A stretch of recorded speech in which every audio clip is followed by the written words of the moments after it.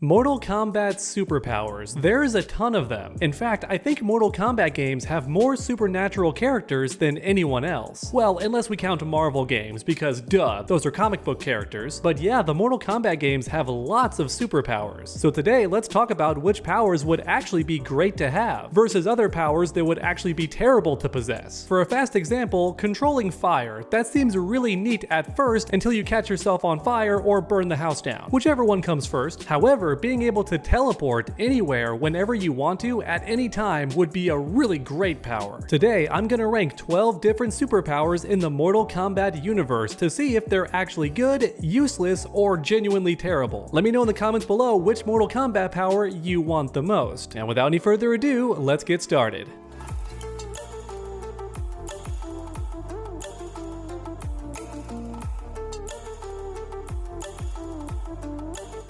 Okay, Mortal Kombat superpowers. First up is Cabal's super speed. This ability seems really cool to have at first until you realize how dangerous it is. If you smash into a wall at super speed, that's just death. Game over. It's like falling off a skyscraper. And in fact, even just stubbing your toe on a rock would take your entire foot off if you're not careful. The faster you move, the more damage you take on impact, so super speed is actually quite terrifying. You must be really careful. Then on top of that, the wrong clothes would just rip off. You would definitely need goggles to protect your eyes from all the wind. Anybody who's been on a jet ski knows what I'm talking about. Yeah, even if your reaction time increases with your speed, it's still super dangerous to move really quickly. But don't worry, I saved the worst part for last. Your perspective doesn't actually speed up. So in other words, if you want to run across the country, to everyone else it took minutes, but for you, it would still take days. Because as you speed up, your reaction time speeds up too, which means everything else slows down. That's just basic relativity, which means traveling somewhere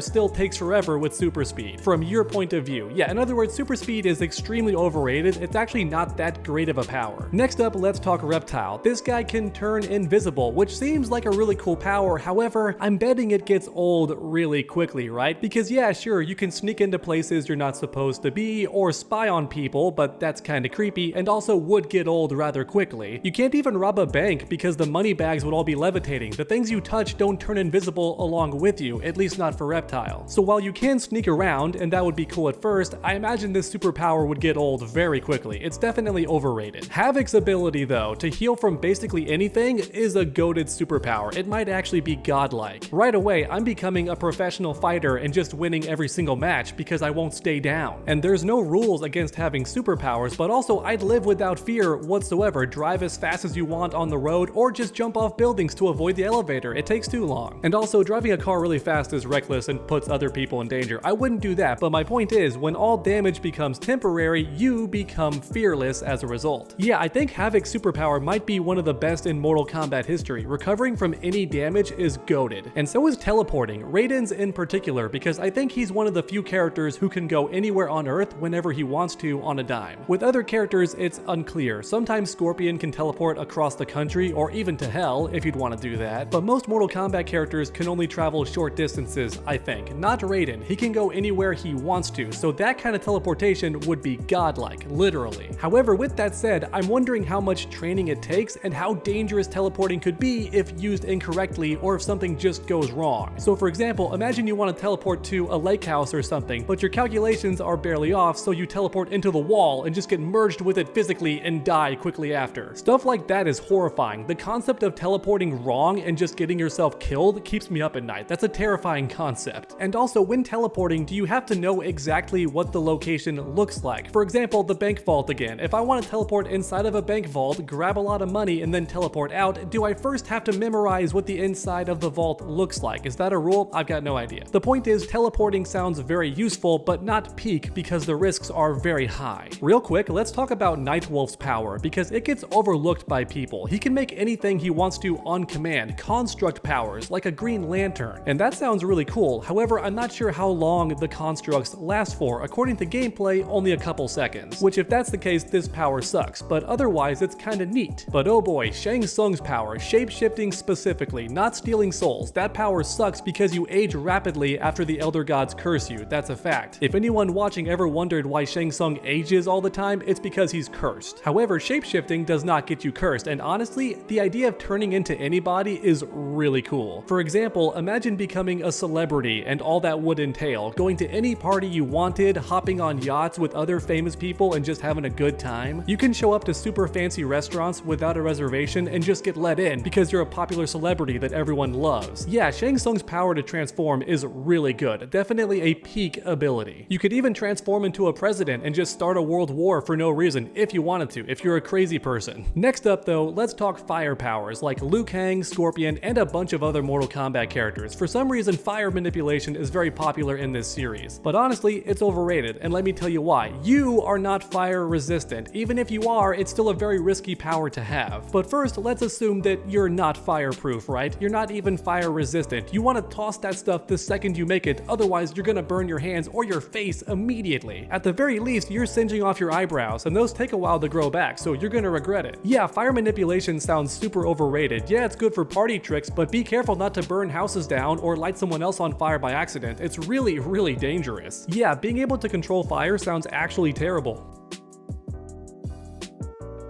However, ice powers sound way more useful. For starters, it's much less dangerous, because freezing something is much better than lighting it on fire, especially Mortal Kombat freezing, because you can unfreeze and take no damage, according to the games. And it's magic ice abilities, so even in real life it has these same powers, right? Freeze somebody by accident, you freak out for a second, but then they unfreeze and they're okay. Oh, imagine freezing water and then walking on it just for fun, like freezing a lake and then just walking across it. How sick would that be? In Battle of the Realms, Sub-Zero is basically flying with ice powers by creating ice bridges in front of him out of thin air and just standing on them. Something Iceman also does in the X-Men shows and comic books. Yeah, ice is way better than fire, I'm sorry. What about lightning powers though? Like Raiden, God of Thunder. Would that be useful? Honestly, I don't think so. I know in video games you can shock stuff and make it turn on, or fix stuff magically by shocking it, but real life doesn't work that way. You could destroy the item by overcharging it, for example. And God forbid you hit a person with it, because they're done. Like lights out, they're dropping dead on the spot. So lightning powers sound extremely overrated and actually kind of terrible. Although you can fly with it, I think. We see Raiden flying with lightning powers, so that's kinda neat. But then again, if you're gonna fly, then just have flight. Like Sindel, for example. She's the most popular flying character in Mortal Kombat. She can levitate or go super high, her flight's not limited. And some might say flying is overrated. I disagree, especially if you take it slow. Yes, you can't go super fast because then it's like having super speed. Extremely dangerous,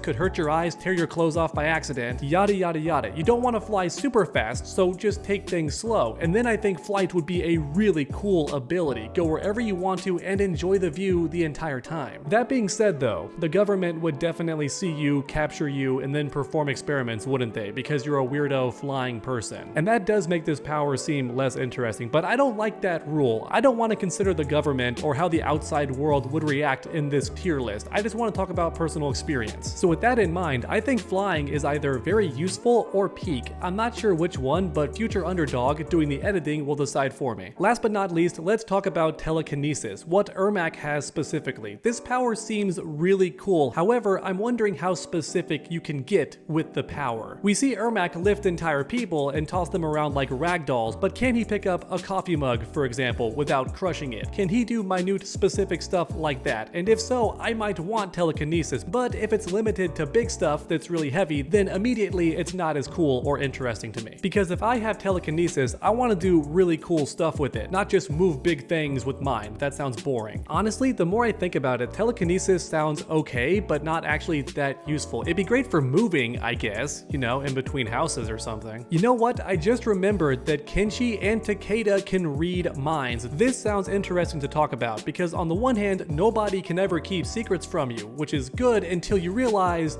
that nobody can keep secrets from you ever again. Meaning that if someone actually hates you or just doesn't like certain things about you, you're now aware of that immediately because you're reading their mind. So I don't know about you, but that sounds terrible, or at the very least anxiety inducing, right? You instantly now know how everybody feels about you or about certain things like politics. Oh, and what if your friends learn that you can read minds? They're not going to be your friend anymore. They're not going to want to hang out with you anymore because suddenly every random thought that pops into their head, especially if they have ADD or just random thoughts, you're gonna see that stuff. Like random stuff that pops into their brain, you can see now, and that's gonna suck. Yeah, on the one hand, reading minds is super useful and practical. I can see it being a very powerful ability, but on the other hand, it would get old really quickly and end a lot of friendships and just trust in general. Whew, the more I think about it, man, mind reading is a double-edged sword. But alright everyone, there you have it, 12 or maybe 13 different superpowers in Mortal Kombat ranked from best to worst. Let me know in the comments which power is your favorite. And then if you enjoyed the video, make sure to leave a like down below. Every single like does help my channel out a ton. Then finally, finish that combo by subscribing and ringing that bell so you never miss any future videos. I'm trying to reach 500,000 subscribers before 2026, and I think we can do it, so smash that red button if you enjoyed the video. Make sure to come back next time, everyone, and as always, stay underdogs.